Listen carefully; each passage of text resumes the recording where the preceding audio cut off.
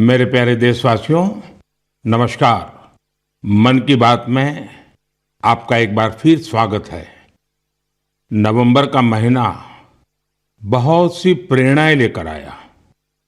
कुछ दिन पहले ही 26 नवंबर को संविधान दिवस पर सेंट्रल हॉल में विशेष कार्यक्रम का आयोजन हुआ। वंदे मातरम के 150 वर्ष होने पर पूरे देश में होने वाले कार्यक्रमों की शानदार शुरुआत हुई। 25 नवंबर को अयोध्या में राम मंदिर पर धर्म ध्वजा का आरोहण हुआ। इसी दिन कुरुक्षेत्र के ज्योतिसर में पांचजन्य स्मारक का लोकार्पण हुआ।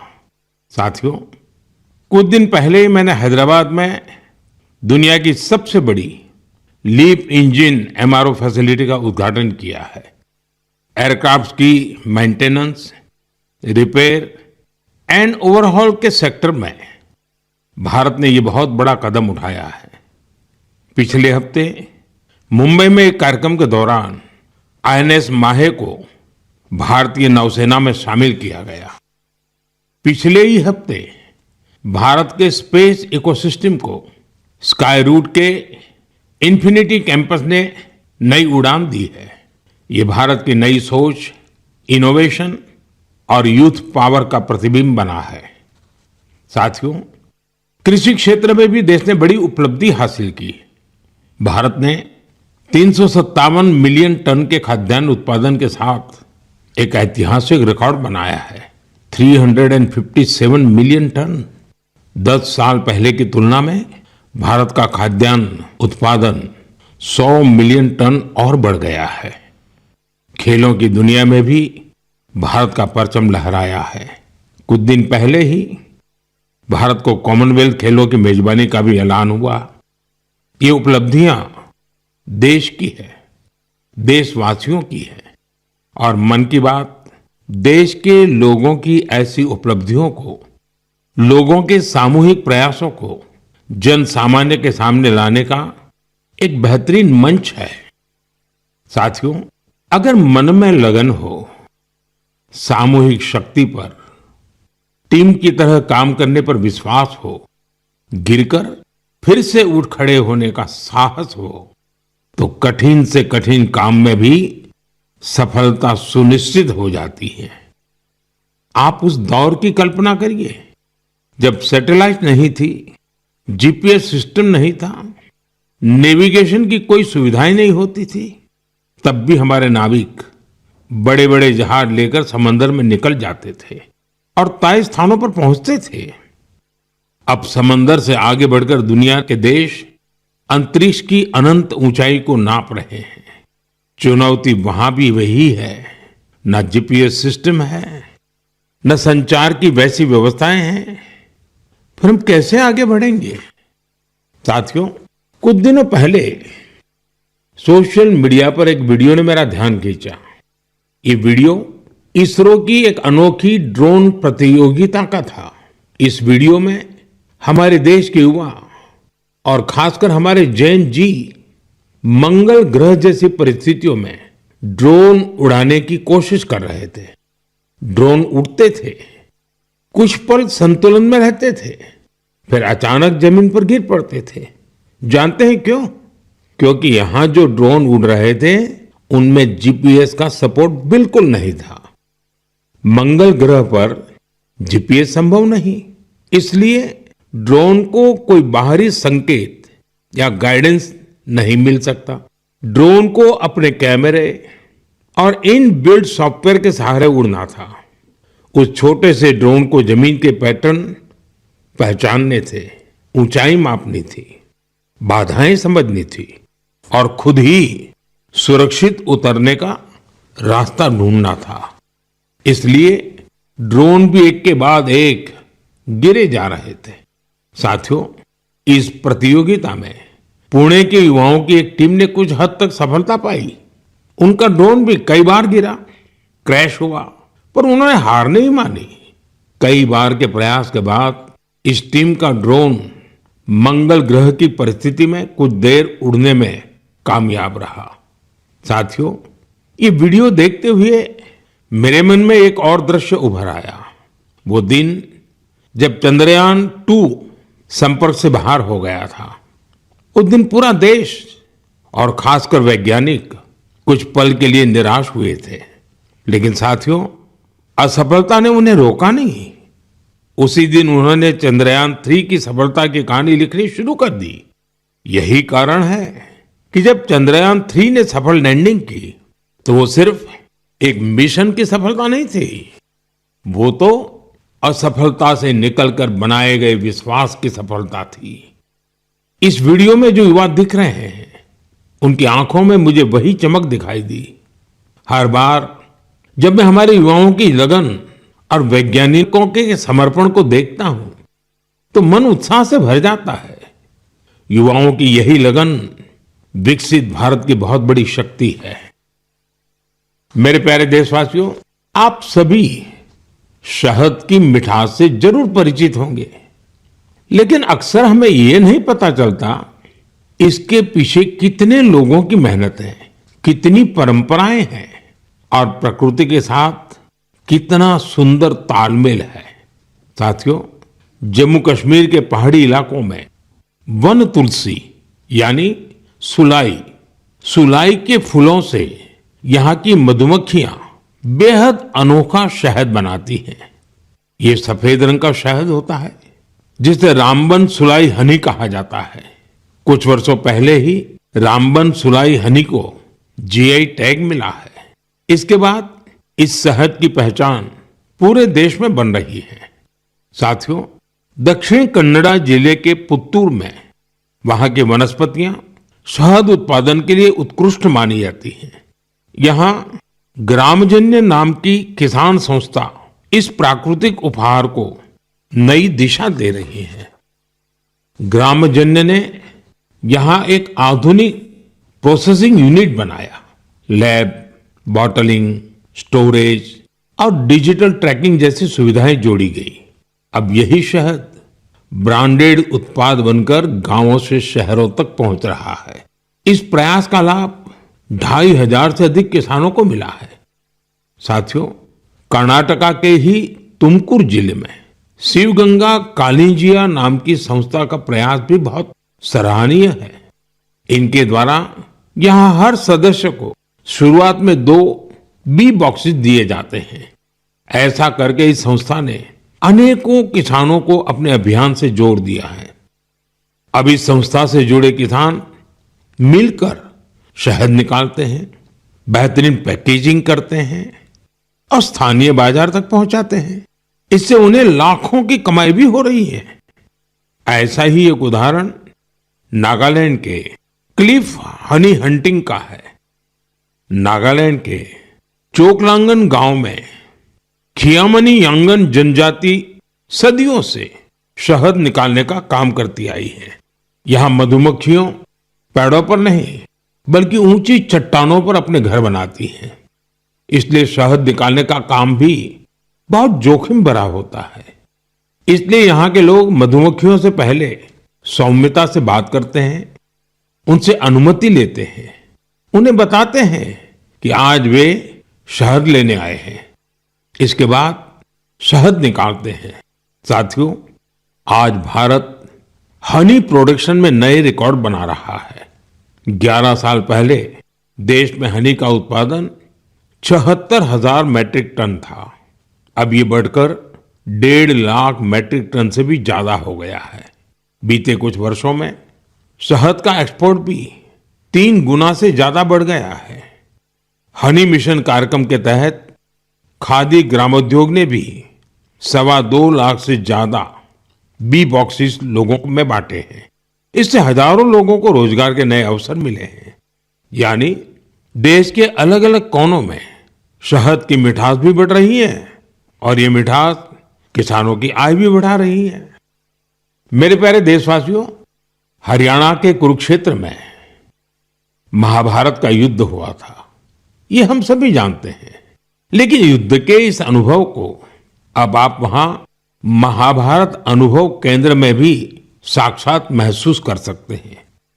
इस अनुभव केंद्र में महाभारत की गाथा को 3D light and sound show और डिजिटल टेक्निक से दिखाया जा रहा है। 25 नवंबर को जब मैं कुरुक्षेत्र गया था तो इस अनुभव केंद्र के अनुभव ने मुझे आनंद से भर दिया था। साथियों, कुरुक्षेत्र में ब्रह्म सरोवर पर आयोजित अंतर्राष्ट्रीय गीता महोत्सव में शामिल होना भी मेरे लिए बहुत विशेष रहा। मैं ये देखकर बहुत प्रभावित हुआ कि कैसे दुनिया भर के लोग दिव्य ग्रंथ गीता से प्रेरित हो रहे हैं। इस महोत्सव में यूरोप और सेंट्रल एशिया सहित विश्व के कई देशों के लोगों की भागीदारी रही। इस महीने की शुरुआत में सऊदी अरब में पहली बार किसी सार्वजनिक मंच पर गीता की प्रस्तुति की गई है। यूरोप के लातविया में भी एक यादगार गीता महोत्सव आयोजित किया गया। इस महोत्सव में लातविया, एस्टोनिया, लिथुआनिया और अल्जीरिया के कलाकारों ने बढ़ चढ़कर के हिस्सा लिया। साथियों, भारत की महान संस्कृति में शांति और करुणा का भाव सर्वोपरि रहा है। आप दूसरे विश्व युद्ध की कल्पना कीजिए, जब चारों ओर विनाश का भयावह माहौल बना हुआ था। ऐसे मुश्किल समय में गुजरात के नवानगर के जाम साहब महाराजा दिग्विजय सिंह जी ने जो महान कार्य किया, वो आज भी हमें प्रेरणा देता है। उस समय जाम साहब किसी सामरिक गठबंधन या युद्ध की रणनीति को लेकर नहीं सोच रहे थे, बल्कि उनकी चिंता ये थी कि कैसे विश्व युद्ध के बीच पोलिश यहूदी बच्चों की रक्षा होगी। उन्होंने गुजरात में तब हजारों बच्चों को शरण देकर उन्हें नया जीवन दिया, जो आज भी एक मिसाल है। कुछ दिन पहले दक्षिणी इजराइल के मोशाव नेवातिम में जाम साहब की प्रतिमा का अनावरण किया गया। यह बहुत ही विशेष सम्मान था। पिछले वर्ष पोलैंड के वार्सो में मुझे जाम साहब के स्मारक पर श्रद्धा सुमन अर्पित करने का सौभाग्य मिला था। मेरे लिए वो क्षण अविस्मरणीय रहेगा। मेरे प्यारे देशवासियों, कुछ दिनों पहले मैं नेचुरल फार्मिंग के एक विशाल सम्मेलन में हिस्सा लेने कोयम्बटूर गया था। दक्षिण भारत में नेचुरल फार्मिंग को लेकर हो रहे प्रयासों को देखकर मैं बहुत प्रभावित हुआ। कितने ही युवा हाईली क्वालिफाइड प्रोफेशनल अब नेचुरल फार्मिंग फील्ड को अपना रहे हैं। मैंने वहां किसानों से बात की, उनसे अनुभव जाने। नेचुरल फार्मिंग भारत की प्राचीन परंपराओं का हिस्सा रही है और हम सभी का कर्तव्य है कि धरती मां की रक्षा के लिए इसे निरंतर बढ़ावा दें। साथियों, विश्व की सबसे पुरानी भाषा और विश्व के सबसे प्राचीन शहरों में से एक शहर, इन दोनों का संगम हमेशा अद्भुत होता है। मैं बात कर रहा हूं काशी तमिल संगमम की। 2 दिसंबर से काशी के नमो घाट पर चौथा काशी तमिल संगमम शुरू हो रहा है। इस बार के काशी तमिल संगमम की थीम बहुत ही रोचक है। लर्न तमिल, तमिल कर कलम। काशी तमिल संगमम उन सभी लोगों के लिए एक महत्वपूर्ण मंच बन गया है जिन्हें तमिल भाषा से लगाव है। काशी के लोगों से जब भी बात होती है तो वो हमेशा बताते हैं कि काशी तमिल संगमम का हिस्सा बनना उन्हें बहुत अच्छा लगता है। यहाँ उन्हें कुछ नया सीखने और नए नए लोगों से मिलने का अवसर मिलता है। इस बार भी काशीवासी पूरे जोश और उत्साह के साथ तमिलनाडु से आने वाले अपने भाई बहनों का स्वागत करने के लिए बहुत उत्सुक हैं। मेरा आप सभी से आग्रह है कि आप काशी तमिल संगमम का हिस्सा जरूर बने। इसके साथ ही ऐसे और भी मंचों के बारे में सोचें जिनसे एक भारत श्रेष्ठ भारत की भावना मजबूत हो।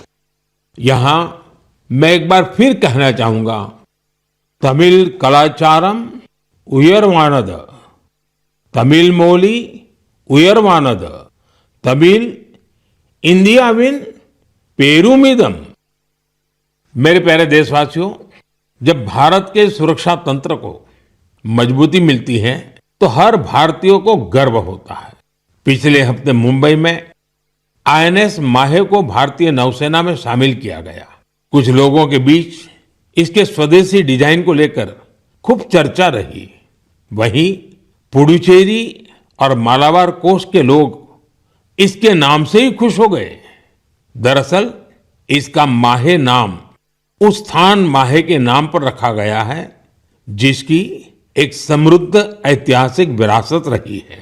केरला और तमिलनाडु के कई लोगों ने इस बात पर गौर किया कि इस युद्धपोत का क्रेस्ट, उरुमी और कलारियापट्टू की पारंपरिक लचीली तलवार की तरह दिखाई पड़ता है। ये हम सबके लिए गर्व की बात है कि हमारी नौसेना बहुत ही तेजी से आत्मनिर्भरता की ओर कदम बढ़ा रही है। 4 दिसंबर को हम नौसेना दिवस भी मनाने जा रहे हैं। ये अवसर हमारे सैनिकों के अदम्य साहस और पराक्रम को सम्मान देने का एक खास दिन है। साथियों, जो लोग नेवी से जुड़े टूरिज्म में रुचि रखते हैं, उनके लिए हमारे देश में बहुत सी जगह हैं जहां जाकर उन्हें बहुत कुछ सीखने को मिलेगा। देश के पश्चिमी तट पर गुजरात के सोमनाथ के पास एक जिला है दीव। दीव में आईएनएस खुखरी को समर्पित खुखरी मेमोरियल एंड म्यूजियम है। वहीं गोवा में नेवल एविएशन म्यूजियम है जो एशिया में अपनी तरह का अनूठा संग्रहालय है। फोर्ट कोची के आईएनएस द्रोणाचार्य में इंडियन नेवल मैरीटाइम म्यूजियम है। यहाँ हमारे देश की मैरीटाइम हिस्ट्री और इंडियन नेवी के इवोल्यूशन को देखा जा सकता है। श्री विजयपुरम, जिसे पहले पोर्ट ब्लेयर कहा जाता था, वहां समुद्री का नेवल मरीन म्यूजियम उस क्षेत्र के समृद्ध इतिहास को सामने लाने के लिए जाना जाता है। कारवार के रविंद्रनाथ टैगोर बीच पर वॉरशिप म्यूजियम में मिसाइलों और हथियारों की रिप्लिका रखी गई है। विशाखापट्टनम में भी एक सबमरीन, हेलीकॉप्टर और एयरक्राफ्ट म्यूजियम है जो इंडियन नेवी से जुड़ा है।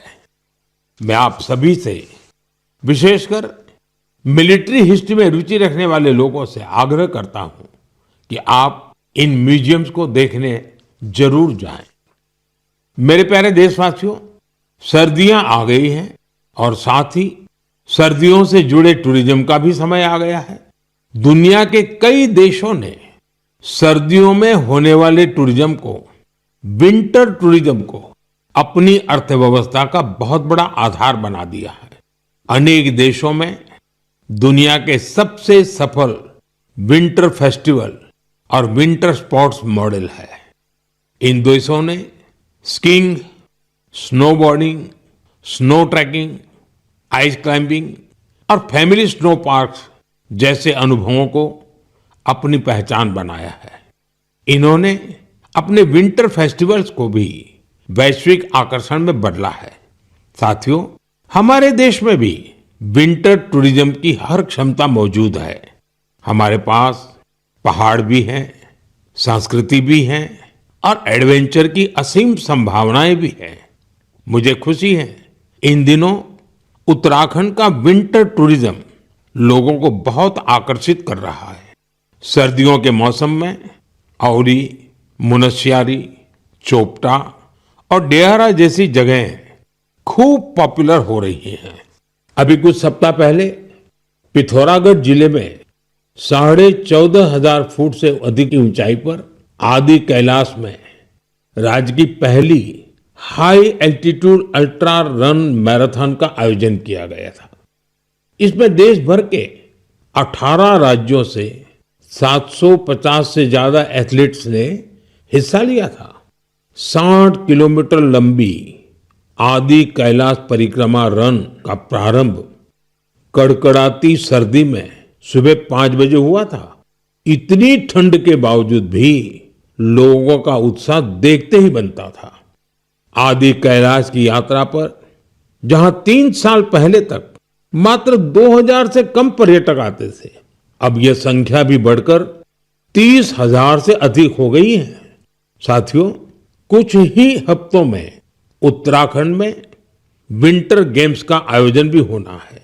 देश भर के खिलाड़ी, एडवेंचर प्रेमी और खेलों से जुड़े लोग इस आयोजन को लेकर उत्साहित हैं। स्कीइंग हो या स्नोबोर्डिंग, बर्फ पर होने वाले कई खेलों की तैयारियां शुरू हो चुकी हैं। उत्तराखंड ने विंटर टूरिज्म को बढ़ाने के लिए कनेक्टिविटी और इंफ्रास्ट्रक्चर पर भी फोकस किया है। होम स्टे को लेकर नई पॉलिसी भी बनाई गई है। साथियों, सर्दियों में मेड इन इंडिया अभियान की भी अलग धूम होती है। सर्दियों की सुनहरी धूप हो, पहाड़ से उतरते कोहरे की चादर हो, डेस्टिनेशन वेडिंग के लिए पहाड़ भी अब खूब पॉपुलर हो रहे हैं। कई शादियां तो अब खास तौर पर गंगा जी के किनारे हो रही है। साथियों, सर्दियों के इन दिनों में हिमालय की वादियां एक ऐसे अनुभव का हिस्सा बन जाती हैं जो जीवन भर साथ रहता है। अगर आप इस सर्दी में कहीं जाने का विचार कर रहे हैं तो हिमालय की वादियों का विकल्प जरूर रखिएगा। साथियों, कुछ हफ्ते पहले मैं भूटान गया था। ऐसे दौरों में अलग अलग प्रकार के संवाद और चर्चाओं का अवसर मिलता है।